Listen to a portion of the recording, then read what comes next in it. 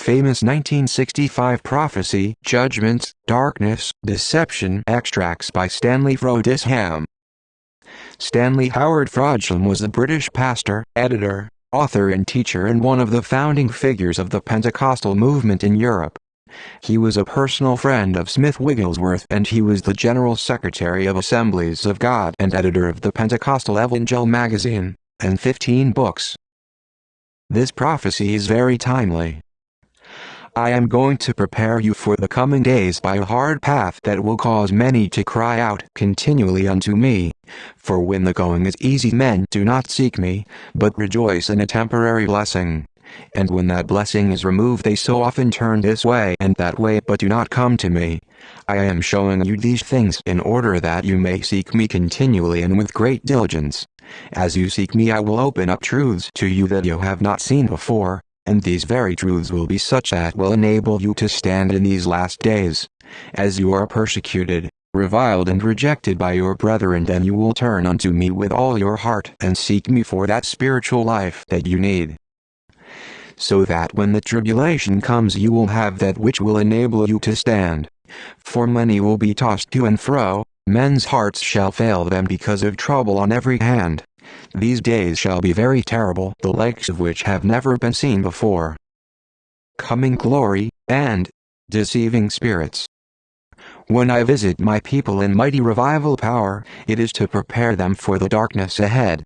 With the glory shall come great darkness, for the glory is to prepare my people for the darkness. I will enable my people to go through the darkness because of the visitation of my Spirit. Take heed to yourselves lest you be puffed up and think that you have arrived. Many shall be puffed up as in the olden days, for then, many received my message but they did not continue in it. Did I anoint Jehu? Yet the things that I desired were not accomplished in his life. Listen to the messengers, but do not hold men's persons in admiration or adulation. For many whom I shall anoint mightily with signs and miracles shall become lifted up and shall fall by the wayside. I do not this willingly, for I have made provision that they might stand. I call many into this ministry and equip them, but remember that many shall fall. They shall be like bright lights and the people shall delight in them. But they shall be taken over by deceiving spirits and shall lead many of my people astray. Hearken diligently concerning these things, for in the last days shall come seducing spirits. They shall turn many of my anointed ones away. Many shall fall through diverse lusts and because of sin abounding. But if you will seek me diligently I will put my Spirit within you so that when one shall turn to the right hand or to the left hand you shall not turn with them, but instead you will keep your eyes fixed wholly on your Lord. The coming days are going to be most dangerous, difficult and dark, for there shall be a mighty outpouring of my Spirit and judgment upon many cities and many shall be destroyed. My people must be diligently warned concerning the days ahead. Many shall turn after seducing spirits, and already many are seducing my people. It is those who do righteousness that are righteous. Many cover their sins by great theological words. But I warn you of seducing spirits who instruct my people in an evil way. Many of these I will anoint that they in turn may purify and sift my people, for I will have a holy people. When I come I shall not find faith upon the earth but in a few, for when the time of testing comes many will depart from their Lord. Many shall come with seducing spirits and hold out lustful enticements. You will find that after I have visited my people again the way will become more and more narrow, and fewer shall walk therein. Be not deceived, the ways of righteousness are my ways. For though Satan come as an angel of light, hearken not to him. For those who perform miracles and speak not righteousness are not of me. I warn you with great intensity that I am going to judge my house and have a church without spot or wrinkle when I come. I desire to open your eyes and give you spiritual understanding, that you may not be deceived but may walk with uprightness of heart before me, loving righteousness and hating every evil way. Look unto me and I will make you to perceive with the eyes of the Spirit the things that lurk in darkness, that are not visible to the human eye. Let me lead you in this way, that you may perceive the powers of darkness and battle against them. It is not a battle against flesh and blood, for if you battle in that way you accomplish nothing. But if you let me take over and battle against the powers of darkness, then they are defeated, and then liberation is brought to my people. The ways of deceivers. I warn you to search the Scriptures diligently concerning these last days. For the things that are written shall indeed be made manifest. There shall come deceivers among my people in increasing numbers, who shall speak forth the truth and shall gain the favor of the people. For the people shall examine the Scriptures and say, what these men say is true. Then when they have gained the hearts of the people, then and then only shall they bring out their wrong doctrines. Therefore I say that you should not give your hearts to men, nor hold people's persons in admiration or adulation. For by these very persons Satan shall gain entry into my people. Watch for seducers. Do you think a seducer will brandish a heresy and flaunt it before the people? He will speak words of righteousness and truth and will appear as a minister of light, declaring the word. The people's hearts shall be won. Then when the hearts are won, they will bring out their doctrines and the people shall be deceived. The people shall say, did he not speak thus and thus? And did we not examine it from the word? Therefore he is a minister of righteousness. This that he has now spoken we do not see in the word, but it must be right, for the other things he spoke were true. Be not deceived, for the deceiver will first work to gain the hearts of many, and then shall bring forth his insidious doctrines. You cannot discern those who are of me and those who are not of me when they start to preach. But seek me constantly, and when these doctrines are brought out you shall have a witness in your heart that these are not of me. Fear not, for I have warned you.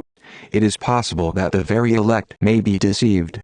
But it is not possible if you walk in holiness and uprightness before the Lord, for then your eyes shall be open and the Lord will protect you. If you will constantly look unto the Lord, you will know when the doctrine changes, and will not be brought into it. If your heart is right I will keep you, if you will look constantly to me, I will uphold you. The minister of righteousness shall be on this wise, his life shall agree with the word, and his lips shall give forth that which is wholly true, there will be no mixture. When the mixture appears then you will know he is not a minister of righteousness. The deceivers speak first the truth and in error, to cover their own sins which they love. Therefore I exhort and command you to study the Scriptures relative to seducing spirits, for this is one of the great dangers of these last days. I desire you to be firmly established in my word and not in the personalities of men, that you will not be moved as so many shall be moved. I would keep you in the paths of righteousness. Take heed to yourselves and follow not the seducing spirits that are already manifesting themselves. Diligently inquire of me when you hear something that you have not seen in the word, and do not hold people's persons in admiration, for it is by this very method that Satan will hold many of my people. The way of triumph. I have come that you might have life and have it more abundantly, that you may triumph where I triumphed. On the cross I triumphed over all the powers of Satan, and I have called you to walk in the same path. It is when your life is on the cross that you shall know the victory that I have experienced. As you are on the cross, seated in me, then you shall know the power of the resurrection. When I come in my glory, the principalities and powers in the heavenly places shall be utterly broken. Fear not, for I have given you the power whereby you may tread down the powers of darkness, and come forth victorious through every trial. As you are on the cross, then you are victorious. It was on the cross that I triumphed over all the powers of the enemy. My life shall flow through as you enter into these precious truths. Look unto me and appropriate my life. As your eyes and desires are toward me and you know what it is to be crucified with me, then you shall live and your anointing shall increase. It was not in my life as I walked upon the earth, but rather it was in my life as I hung upon the cross that I openly spoiled principalities and powers. I am showing you truth that shall cause you to overcome, to have power over the wicked one. This is the truth that will liberate you and those around you. You shall know also the fellowship of my sufferings. There is no other way whereby you may partake of this heavenly glory and to reign with me. My word says that if we suffer with him we shall reign with him. I desire to make these truths real within you. As you keep them before you, you will in turn liberate many who are in bondage. You will have revelation of those who are in darkness and will have the keys to liberate the captives. Many seek to liberate but do not have the keys. Upon the cross continually you will know the power of my resurrection. If you will indeed judge yourself, you shall not be judged. As you seek my face and desire to be cleansed by me in all truth and sincerity of heart, I will judge you in the secret place, and the things that are in the secret place of your heart shall not be made manifest to others. I will do it in the secret place, and no man will know it. The shame that will be seen on many faces shall not be seen on your face. Therefore in mercy and love I am instructing you in order that you may partake of my glory. As you are willing to walk with me and rejoice in your sufferings, you shall in turn partake of my glory. Look unto me, for you have need of power to overcome the wicked one and the bondages in others' lives. I said that if a man will judge himself, he shall not be judged. It is not my good pleasure that the shame of my people be seen by all. How can I judge the world if I judge not first my own house? Hearken unto these things that I am telling you, for if you will not hearken unto me, thy shame shall be evident to all. God's part and our part. I would have you consider my life on earth. The anointing upon me was great, and yet the temptations were great on every side. They came in one form and then in another, offering me first the glory of the kingdoms of the earth, and then in the form of reviling and persecution. There will be great glory given to my people, but also the temptations will be intensified on every side. Think not that with the glory there shall be no temptations or persecutions. The glory to my church shall be great, and so also the temptations from the enemy to turn my people from my paths. I warn you again that when the glory shall be manifested, the temptations shall be great, until very few that started shall finish the course. First of all they shall be offered great worldly possessions, and then will come great reviling and unbelief. Consider your Lord, that as he walked so it shall be for you. There shall be need of great intensity of purpose. At times it will seem that everyone is rising up against you, trying to turn you from the course that I have set for you. It is written of me that I set my face as flint to go in the direction that my Father had prescribed for me. If you will finish the course the Lord has laid down for you, you too will have to set your face as a flint. With great determination you must walk in the course laid down for you. Many of your loved ones and those who follow with you will seek to persuade you and try to turn you from the course. With many words that seem right in the natural they will speak to you. Did not Christ rebuke Peter who would turn him from the course God had prescribed? Understand these two things and meditate upon them solemnly. The persecution and the darkness shall be as great as the glory, in order to try to turn the elect and the anointed ones from the path the Lord has laid down for them. Many shall start, but few shall be able to finish, because of the greatness of grace that shall be needed to be able to endure unto the end. The temptation and the persecution of your Lord was continuous. He was tempted by Satan in many forms throughout his entire life, and even to the cross, where the ungodly cried out, "If thou be the Christ, come down from the cross." Think not that there will be a time of no persecution, for it shall be from the time of your anointing until the end. Difficulties and great persecution will go on to the end. The Lord must prepare you to be an overcomer in all things, that you may be able to finish the course. The persecution shall increase even as the anointing shall increase. In paths of judgment and righteousness shall the Lord God lead his people and bring them into that place which he has chosen for them. The Lord has chosen a place for his people, a place of righteousness and holiness, where he shall encamp around them. All who will be led of the Lord will be brought into this holy place. For the Lord delights to dwell in his people and to manifest himself through his people. The holiness of the Lord will be manifested through his people. Let the Lord lead you, and he will lead you in the difficult places. He led his people of old through a place where no man dwelt, where no man passed through, in a place of great danger and in the shadow of death. The Lord will indeed lead his people again through such places, and at the same time will bring them out into a place of great glory.